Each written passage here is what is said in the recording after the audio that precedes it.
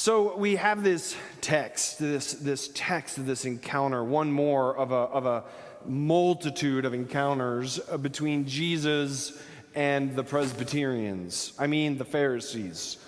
And in this one, of course, we know, it's pretty common knowledge that the gospel loves to lift up Jesus' willingness, Jesus' even want to hang out with sinners. And chief among those in the biblical text seem to be tax collectors. Terrible people. And over here we have the good church folks looking at Jesus grumbling. They're probably in the parking lot where we know all the best church grumbling happens. Right? Trust me, clergy would love to get to be a part of parking lot conversations, but pretty sure the nature of the conversation changes when we walk up. Jesus is reaching out, and we have a series of conversations. One of my favorite, actually, elsewhere, Jesus is in the house of a particular Pharisee. They're having dinner. So in this time, Jesus is having dinner with the righteous one, right? And a woman walks up and begins to wipe his feet. And the Pharisee gets more and more uncomfortable, right? You know that when a dinner guest is clearly out of sorts, right? They're not saying anything, but their body language is telling you they are not comfortable. And they address the situation. Again, the Pharisee, why would you let a sinner do this to you? And Jesus' response to her, like in this text, is to say, response to him, like in this text, is to say, for those who they know they have much to be forgiven, they receive me and the good news I offer as a source of joy in their life. And they can't help but express that joy. But for those who have done nothing wrong, any of those people really exist, for those people, they have no joy at receiving me because they have nothing to be forgiven. Now, I imagine that Jesus says this a little tongue-in-cheek. I'm pretty sure Jesus does not imagine anyone has nothing to be forgiven. But the Pharisee thinks he's righteous. The church people, we think we're righteous. Or at least, you're going to tell me this isn't a word, righteouser. Right? And that's a point to grumble when we see those who haven't earned it get a reward.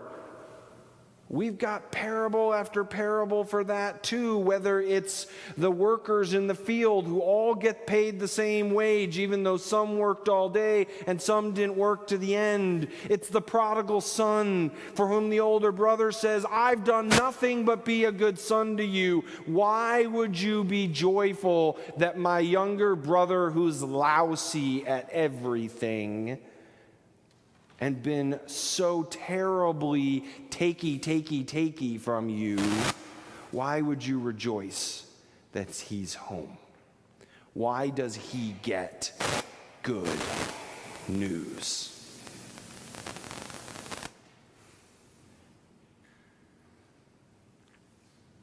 Even the sound system grumbles. Now, the parable that Jesus presents has to us, I think, some really important learnings. I want to name what some of those are, and then I'm going to circle back to this. First of all, it's common to imagine that we hang out with the 99, and the one is lost, but 99 is better than one, right? In fact, Jesus' parable, for some of us, you may go, well, I didn't say yes in the rhetorical hook, right? So Jesus says, who among us doesn't leave the 99 to go find the one?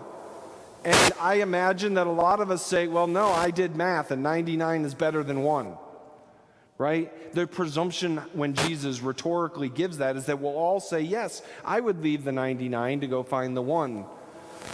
But maybe we don't. Maybe we'd rather hang out with the 98 other people who knew where to be. Now, when Jesus starts talking money, he maybe gets us a little better, right? Now, who among us losing 1/10 of your wealth doesn't stop and go and find it? Now, see, if this was a coin, I'd have found it. Okay, woo, I totally didn't see it up there. I even felt around. I know the sound system is bugging you all. Trust me, it bugs me. So Jesus finally gets us. Okay, now we're starting to understand. We want to find that which is lost. But sometimes we just don't know how. We don't know where, and we don't know when. And sometimes it gets even more complicated than that. Sometimes we discover it's not that they're lost, it's that we didn't really want them. Sometimes we haven't made them welcome. It isn't lost on me that today some of you had trouble getting here because the Boise Pride Parade is happening at this exact moment. It's a parade I've walked in because I find that important reparative witness. But I don't walk in it because they've moved it to Sunday mornings, and I am quite literally here with the 99.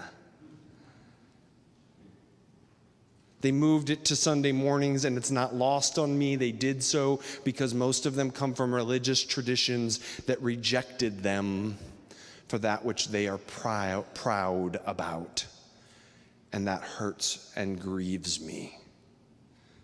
Whether we understand it or not, how do we celebrate another person's pride? How do we celebrate it in the way of the God whose angels rejoice when no one feels lost? Certainly no one feels rejected. I cannot not name that is an element of what is going on in this text. But I'd like to back up because at a more fundamental level, I think there's something even more basic going on in this text. The very fact that we don't know how to rejoice in the well-being of our neighbors. Right? We have a default mode to grumble and complain when something good happens to someone else and we didn't get a share in it. We have a default mode to talk about complaint and the things that didn't go right, the things that we did not like. And yet, so often, those are the minority of the story, but we're wired to see what's wrong. James Bryan Smith talks about this in a book series I really love called The Apprentice series, in which he gives basic spiritual practices we need to rewire ourselves. And we are not wired for joy. In fact, we did a book here from Eugene Peterson called Long Obedience in the Same Direction, which I love because it's using a Nietzsche quote to promote Christian discipleship, make him turn over in his grave. And he points out in one chapter that it is said that to become canonized in the Catholic Church, you have to have a witness that you are joyful. He said, what I love about that is it reminds me that dourness is not a sacred attribute. But it's our default mode of being so very often. So James Bryan Smith takes that and says, one of the spiritual practices we need is to name every day 10 things we're grateful for. Not to forget the stuff that's truly wrong in our worlds, not get to claim the laments and the griefs, but to balance the equation so we spend as much energy noting that which is good as we will for that which is bad. So what does it mean for us at the end of the day to say, here are the things I'm grateful for? I'm going to ask you right now, this is weird, this is participation. Worship, you are not the audience, you are the leaders. Spend about 30 seconds thinking of some things you're grateful for. We're going to do it in complete silence.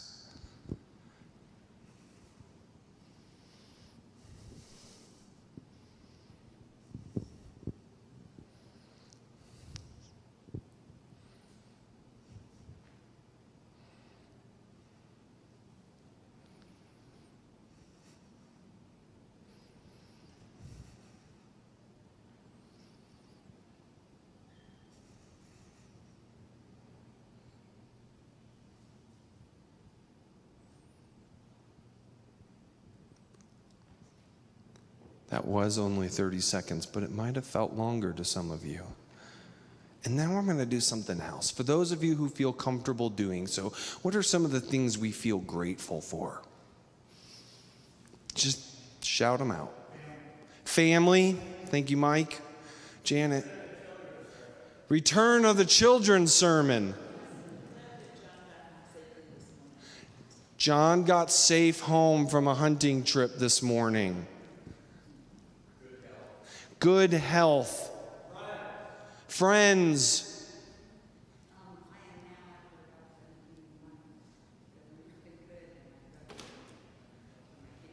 After 17 months, that includes a kidney transplant, a little bout with COVID, Jan is feeling good. Oh, that you were just raising the roof. Woohoo! Oh. Music. Yes, up there. Sean, to each their own. No, we're good. Yes, Sean. We're grateful for Sean. Sean, God's love. Food. Garage door openers. Garage door openers. Freedom to worship as we choose. Well, medication. Yes. And the people who know how to get it to us. Nancy. Long and happy marriages. Nature in all its glory. Yep. People who show up for the Pride Festival. Yep. Sue, did you have something? Cats and dogs that we love and who love us so well. Dina? Yep. I am very thankful for this church, for this congregation, for its staff, and all of that, for accepting all of us, no matter how quirky we may be. So Dina says she's very thankful for this church, for this staff, for all of us, for accepting all of us, no matter how quirky we are. That was the thing that got the laugh. Other things last minute. We can't really spend too much time naming gratitudes. I know this in some ways is like, okay, we came to church to name gratitudes. What was that about? But I really think it's the starting place. It's a starting place of something profound. And you know who teaches us that? Of all people? The Pauline writer of 1 Timothy. Now, I almost never in my life say to you, if we really want to understand something, let's go to 1 Timothy. But the dripping sense of joy with which the ministry begins. I rejoice in my Lord, who knew all that I was in all of the yuck of that, and yet loved me and claimed me and uses me. And the power of that joy for that writer to Timothy is to say, and that's why I want to make sure other people feel that joy in their life. It's why I'll get up on a rooftop or in this pulpit when the sound doesn't work and shout from the top of my lungs, rejoice, rejoice. And again I say, rejoice. because it wires how we connect to the world differently. When we look around and remember that all around us are reasons to be grateful, all around us are reminders that we aren't in it alone. All around us are reminders that even when things feel terrible, there is evidence of good. Talking at First Light, and I said, I'm a cradle Presbyterian. Dad was Catholic, Mom was Christian Scientist. We just popped out Presbyterians. It's just how math works. Every one time when I sit across from someone who has that sort of passionate zeal that Paul demonstrates, of that born-againness, of having been truly lost, and they feel their world turned around by the love of God, and they want to give that gift to everyone they can possibly connect with, I'm in awe of it, because I just have lukewarm, tepid, always a Presbyterianness in me. We have to find our own authentic way to find that joy, to recognize that we were the 100th sheep, that God will go to any length to restore. That we, when we become the 99, don't lose that we're still the 100th sheep. And so we will go to any length to restore that which we have lost or that which we have shunned. And we'll do that even when it's really that we're the 26, looking out at the 74, having coffee and reading the paper on Sunday morning and saying, but we're here with you. And when you need it, we will go and find you, because we were found once. And we know what that means. And we want that for everyone. It starts with recognizing that we should delight in the joy of others. That we should remember to tell other people when they were that joy for us. Who here, have you ever done it? Have you ever written teachers who were profound to you in your life? Tracked them down. I did that once. I went, sat down, and I named at each stage in my academic, but really like life formation career, the profound teachers who I'll never forget. Linnea Heck was my sister's friend in high school. My oldest sister's 9 years older than me, so that's the gap where you can have their friends as your high school teachers, right? And she wrote to me, my freshman year is the only example I'm going to give, but I think it's powerful. She wrote to me a little note, like she passed notes in class, y'all, totally wrong. She wrote on a little note that got passed to me when I wasn't even her student, that said, Andrew, the speech team meeting is after school today. You should come. Now, as a freshman, no one should have been inviting me to speech team. I mean, y'all, I tell you I'm an introvert. You don't understand, like quiet introvert. But I went because she said, Andrew, you should come to this. And it changed my life.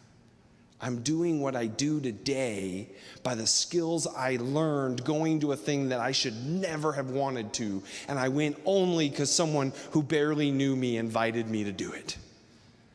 And it changed my life, which is what makes me want to look out and say, how can I be that for someone else? And I wrote her once on through Facebook, and it took her like 3 years to see the message. Because that's how it works when you write people you're not Facebook friends with on Messenger. But I didn't know how else to get a hold of her, and I just wanted to get a hold of her, and I wanted to tell her that you changed my life, and you weren't even my teacher. But you should know that, and I rejoice in you and what you did for me. And I hope I can do that for just one other person too. Friends, rejoice in the Lord. Rejoice in your neighbor. Rejoice in yourself. And let delight in the good be our default setting. This is the word of the Lord.